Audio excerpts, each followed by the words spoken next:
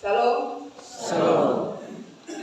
Bapak Mama, saudara-saudari yang terkasih dalam Tuhan Yesus Kristus, apa kabar hari ini? Baik. Mudah-mudahan suasana hati baik. Baik, tidak semendung cuaca di luar. Baik sekali atau hanya baik saja? Baik sekali. Benar? Betul? Benar? Betul? Nah, benar, betul. Dua kata ini tadi ada yang ragu. Pas tanya benar, benar. Betul, jawab benar. Padahal dua kata ini benar dan betul punya arti yang sama. Betul? Benar? Sama betul ya? Ini ragu nih. Benar dengan betul ini sama atau tidak di luar? Sama. Benar, benar, betul, betul. Tapi kalau kasih imbuhan ke dan a, benar jadi kebenaran, betul jadi kebetulan. Dia arti masih sama? Tidak. Pintar semua. Arti tidak sama lah. Kebetulan jadi arti tidak sengaja. Tidak sengaja melakukan sesuatu. Kita sebut kebetulan. Kebetulan lewat ada kumpul. Jadi beta singgah. Kebetulan. Soalnya ada rencana untuk singgah. Tapi karena dong ada kumpul, singgah. Kawan ada kumpul sih. Kebetulan. Kalau kebenaran berarti keadaan yang betul-betul terjadi. Kebenaran bahwa sekarang kita datang di gereja. Bukan kebetulan. Atau kebetulan datang di gereja. Kebenaran datang di gereja. Berbicara tentang kebenaran sebagai orang Kristen bukanlah kata yang asing. Kebenaran ini yang diajarkan dan dikehendaki oleh Tuhan Yesus untuk kita lakukan. Tetapi kita kadang salah mengerti kebenaran sehingga jadinya ketidakbenaran. Kita salah artikan kebenaran dengan pembenaran. Kita buat aturan, kita bilang itu yang benar. Padahal dalam tentu itulah kebenaran. Bisa jadi itu kebenaran yang kita buat jadi benar. Jadi ada beda di sini. Kebenaran yang betul-betul benar dan kebenaran yang adalah pembenaran. Makanya kalau bicara tentang kebenaran menurut secara rohani atau untuk kehidupan di masyarakat itu tidak pasti. Kebenaran secara matematis yang pasti. 2 kali 2, 4. Tapi kalau mau bicara kebenaran tentang kita punya kehidupan secara rohani ataupun kehidupan dalam masyarakat itu masih abu-abu. Ternyata abu-abu. Bukan lagu ya. Jadi sebagai orang percaya apa yang harus kita lakukan supaya kita dapat memahami atau kita dapat mengerti apa arti sebenarnya kebenaran. Mari kita lihat bacaan kita. 2 Timotius pasal 3 ayat 10 hingga ayat yang ke-17. Ini adalah surat Paulus yang kedua. Paulus kita tahu dia adalah rasul. Dia yang tulis paling banyak kitab di Perjanjian Baru. Nah, salah satunya ini adalah surat yang ia tulis kepada Timotius. Timotius ini adalah orang yang juga memberitakan Injil. Dia kadang menemani Paulus dalam perjalanan untuk memberitakan Injil. Kita kenal lebih dahulu siapa Timotius. Timotius ini anak keturunan campuran. keturunan Yahudi dan keturunan Yunani. Dia punya mama Yahudi, seorang Kristen Yahudi, dia punya bapak yang Yunani, orang Yunani. Tapi kalau kita baca kisah tentang Timotius ini, Timotius meskipun dia hidup di antara dua perbedaan ini, Yunani dan Yahudi, secara Kristen, dia lebih diajarkan secara Kristenan Yahudi. Imannya itu sangat kuat karena dia lebih dekat dengan dia punya mama, dengan dia punya nenek.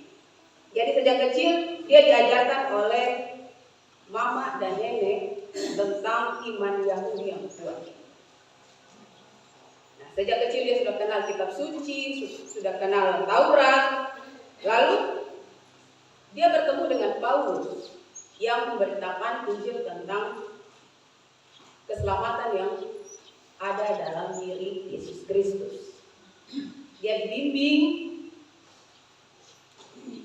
Kita baca di ayat 10, bukan hanya dibimbing, diajarkan, tapi dia juga belajar teladan hidup. Kita baca tadi, selain ajaran ada cara hidup, ada pendirian, ada iman, ada kesabaran, ada kasih, ada ketekunan. Selain diajarkan, ada juga ditunjukkan lewat teladan kehidupan. Dan itu semua membuahkan hasil. Timotius jadi bertekun, jadi sabar dalam menghadapi kehidupan yang dia jalani, dalam pelayanan yang dia lakukan. Nah, ketika Paulus tulis surat ini untuk Timotius, Paulus mau menguatkan Timotius agar terus menjadi hamba yang setia. Karena dalam pelayanan yang Timotius lakukan, ternyata ada juga penganiayaan, sama seperti yang sebelumnya sudah diderita oleh Paulus. Kita baca tadi di ayat 11 hingga ayat yang ke-12. Bahkan ada orang yang menjadi penjahat, menjadi penipu, mereka menyesatkan, disesatkan. Itu ayat yang ke-13. Ada di sekeliling Timotius itu dampak-dampak yang buruk yang bisa mempengaruhi apa yang sudah ia pelajari dari sejak dia kecil ataupun dari Paulus. Makanya Paulus menuliskan surat ini mengingatkan kepada Timotius agar Timotius tetap berpegang dengan setia pada kebenaran yang sudah ia terima dan ia yakini. Kita baca di ayat yang ke-14 hingga ayat yang ke-17. Paulus mengingatkan kembali bahwa Timotius sudah cukup belajar dari kecil sampai dewasa bertemu dengan Paulus mengenai iman, mengenai kebenaran dari kitab suci yang memberikan hikmat, yang menuntun pada keselamatan karena iman kepada Yesus Kristus. Alkitab yang sudah dia pelajari dari kecil, yang sudah dia baca, itu adalah tulisan yang bermanfaat, yang bermanfaat untuk mengajar, menyatakan kesalahan, memperbaiki kesalahan, dan juga mendidik orang dalam kebenaran. Timotius sudah belajar ini semua. Karena itu Paulus menulis surat ini untuk mengingatkan kepada Timotius agar terus melanjutkan hidupnya tinggal dalam kebenaran yang sudah ia pelajari dalam menghadapi berbagai tantangan pelayanan. Nah, Bapak Mama, saudara-saudari yang terkasih dalam Tuhan Yesus Kristus, saat ini tadi di awal di panggilan beribadah, saat ini dunia punya perkembangan yang sangat besar. Teknologi makin maju. Semua orang pegang HP Android. gampang akses apa sah. Mau tahu tentang apa, tinggal ketik sah, muncul. Bukan hanya anak-anak atau remaja atau pemuda, orang-orang tua pun meskipun lihat begini, tapi ingin cari tahu juga. Punya HP Android yang bisa akses segala macam. Kita mengikuti perkembangan zaman, dan itu fakta. Android jadi candu, jadi semacam ketertarikan yang punya daya tarik yang sangat-sangat kuat, yang tidak bisa kita lepas. Kita kalau mau ikut perkembangan zaman, kita harus punya HP Android, supaya kalau orang tanya tentang apa atau orang ngomong tentang apa, oh kita sudah lihat lebih dahulu. Oh betul itu tuh.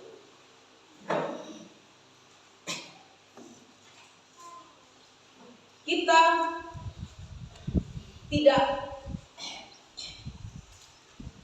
memikirkan dampak. Kita hanya berpikir, oh kita ikut perkembangan zaman.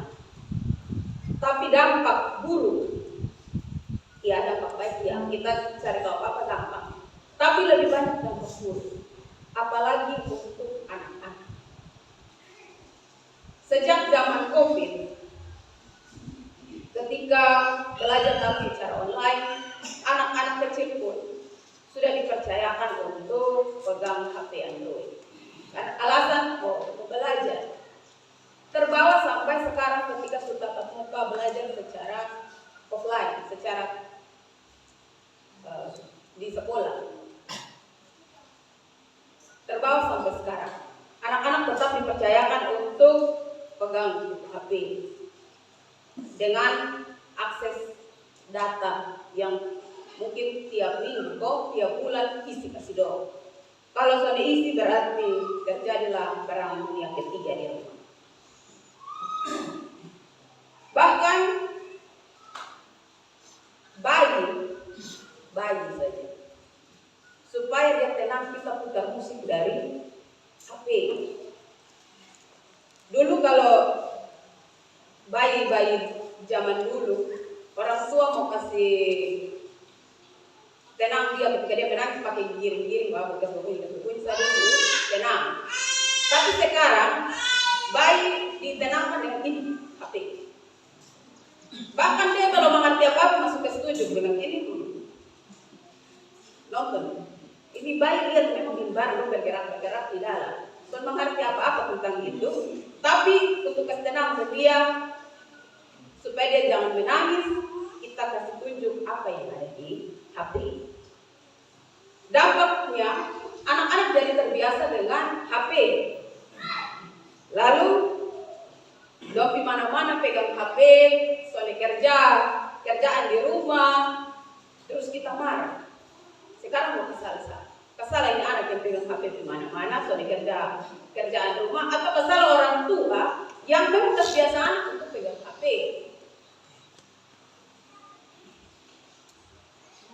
Anak jadi tidak peduli dengan apa yang ada di sekitar dia. Dia lebih peduli dengan apa yang dia lihat di ini, benda persegi pandang ini.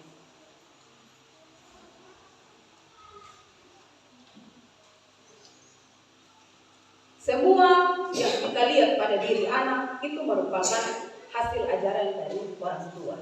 Kita tidak bisa salahkan ini gara-gara lu pegang HP, makanya lu pemalas begini, pemokol begini. Sampai gede HP. Kan anak belum bisa cari uang sendiri. Orang tua yang beli kasih dia. Terus sebentar kesal ini anak. Orang tua harusnya menjadi teladan. Nah, satu lagi. Selain dikasih HP, orang tua pun berperilaku seperti itu. Pagi baru bangun sudah HP. Masak dulu HP, satu tangan di sutel aduk-aduk, satu tangan di HP scroll. Apa dia bilang? Fix.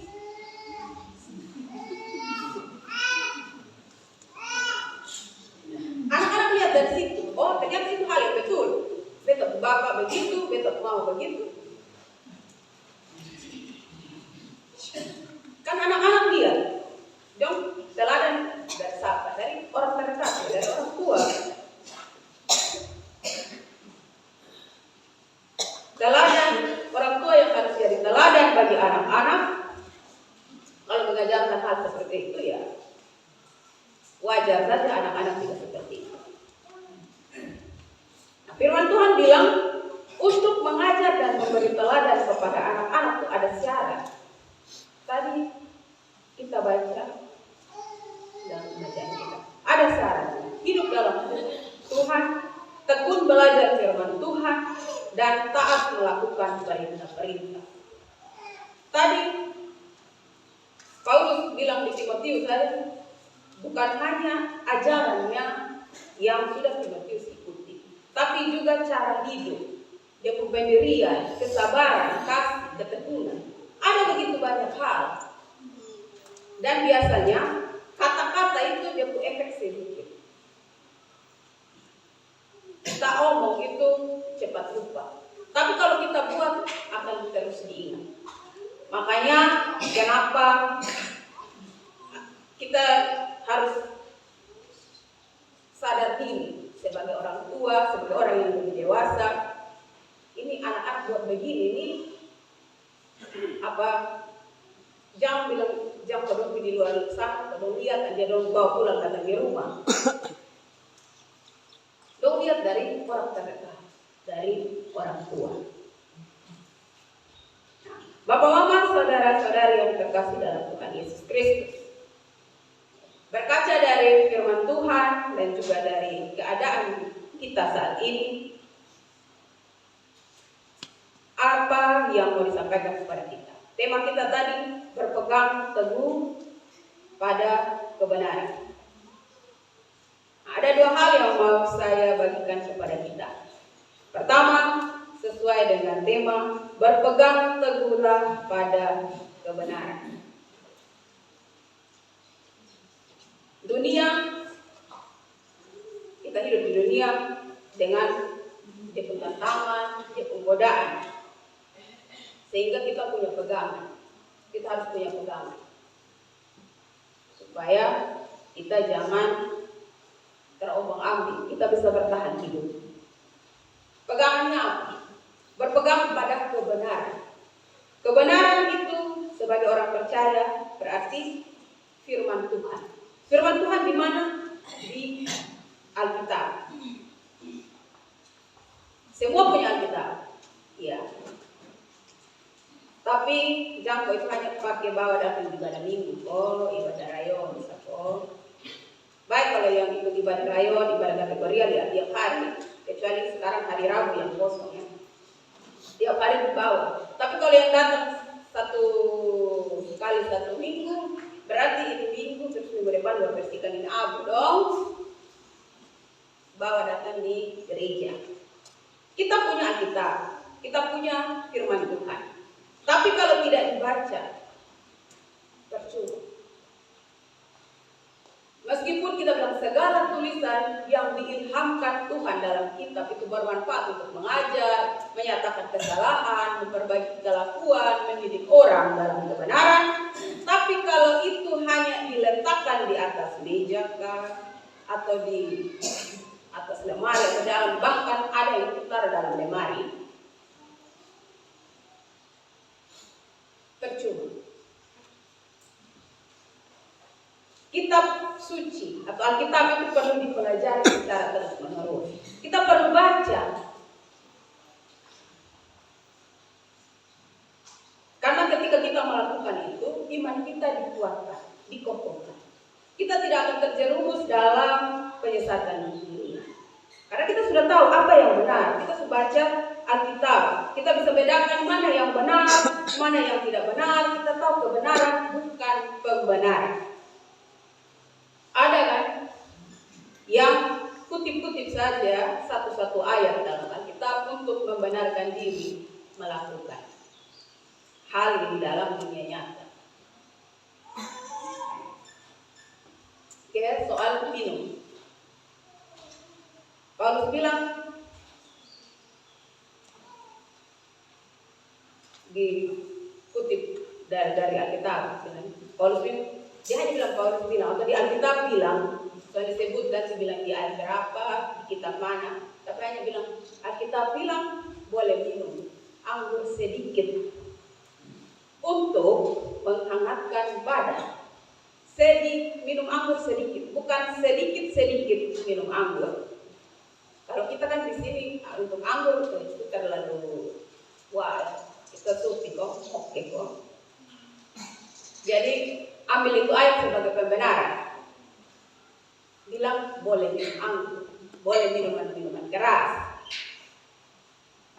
Kita copot-copot ayat. Itu bukan kebenaran, itu pembenaran. Kita pakai ayat firman Tuhan untuk membenarkan kita bertindak. Jangan putar balikan firman Tuhan. Firman Tuhan itu adalah ajaran yang benar. Firman Tuhan akan menjadi kekuatan bagi kita jika kita hidup dan mempraktikkan sesuai dengan apa yang dikatakan, bukan sepotong-sepotong, tapi baca secara keseluruhan. Firman Tuhan mungkin tidak mengurangi persoalan kita atau menghilangkan persoalan kita, tetapi dengan berpegang teguh pada firman Tuhan akan membuat kita bertindak dan berani bertindak untuk yang benar. Karena firman Tuhan adalah sumber kebenaran. Memang tidak mudah, tapi coba berusaha. Itu yang pertama, berpegang teguh pada kebenaran. Yang kedua, peran orang tua untuk mengajarkan kepada anak-anak mengenai kebenaran. Jika Timotius dari kecil ada dia punya mama, ada dia punya nenek, terus dia ketemu juga dengan Paulus, sehingga dia belajar, bukan hanya diajarkan tapi juga teladan perbuatan. Sekarang ini tugas orang tua.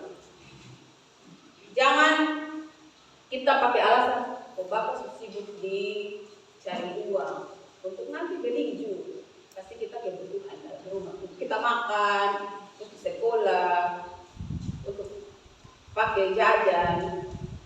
Itu kan bapak harus kerja, kita pakai alasan itu. Atau mama, sekarang kan mama juga banyak yang bekerja di luar, bukan hanya kerja kantoran, kerja juga di kebun ataupun berjualan di pasar. Itu yang menjadi fokus kita.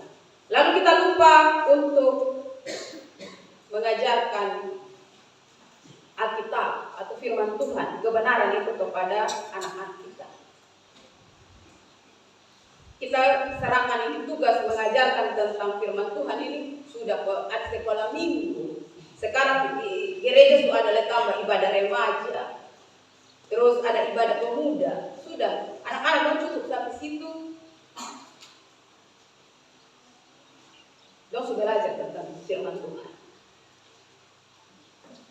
Ingat, dasar utama itu dari keluarga, dari orang tua. Jangan biarkan anak hanya ada di rumah tanpa ajaran yang benar dari firman Tuhan.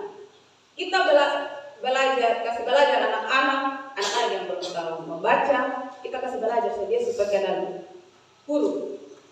Dia tidak tahu hitung, kita kasih belajar dia supaya kenal angka. Tapi kita jarang bilang, mari kita buka Alkitab dari Matius 1 ayat 1 sampai sekian, kita belajar ini. Jarang kita ajar dari Alkitab.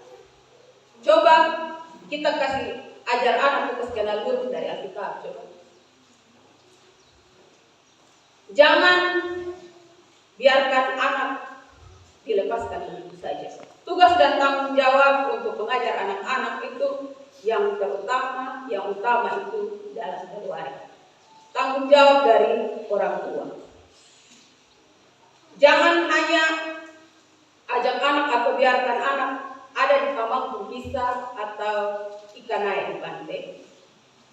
Tapi firman Tuhan tidak kita ajak untuk ada di sini. Mari biasakan untuk mengajarkan kepada anak hal yang baik. kasih teladan, kasih tunjuk supaya ternyata yang benar itu. Beta pun Bapak, jadi kalau dong di luar ada lihat pengaruh buruk, soalnya beta pun Bapak aja bilang itu soal baik, soalnya boleh lakukan. Beta pun Mama bilang soalnya boleh. Firman Tuhan bilang, beta pun Mama kasih tahu bilang firman Tuhan bilang itu tuh hal yang sudah kita lakukan.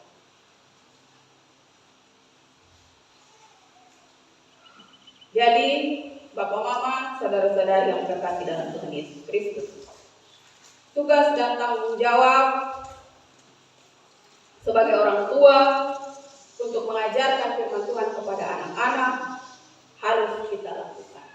Itu adalah hal yang kedua.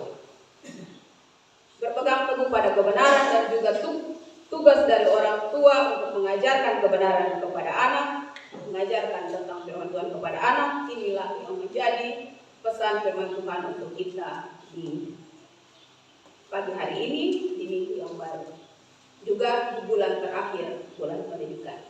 Kita ingat, dengan berpegang pada kebenaran, kita membuka diri untuk terus diajar, untuk menyingkapkan kesalahan, serta untuk bersedia memperbaiki kebiasaan dan cara hidup kita yang salah. Tuhan Yesus memberkati kita dengan firman-Nya. Amin.